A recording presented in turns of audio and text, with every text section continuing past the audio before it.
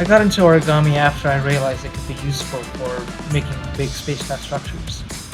And now I love it as a means of not only design but of prototyping and visualizing designs. There's something wonderful about being able to fold something at a very small scale and have it capture design principles that can be applied to a variety of scales. It's very accessible. Just grab a sheet of paper and you can begin designing anywhere. The challenge about it that I love the most is that in origami, every fold is intimately and geometrically tied to every other fold in the pattern.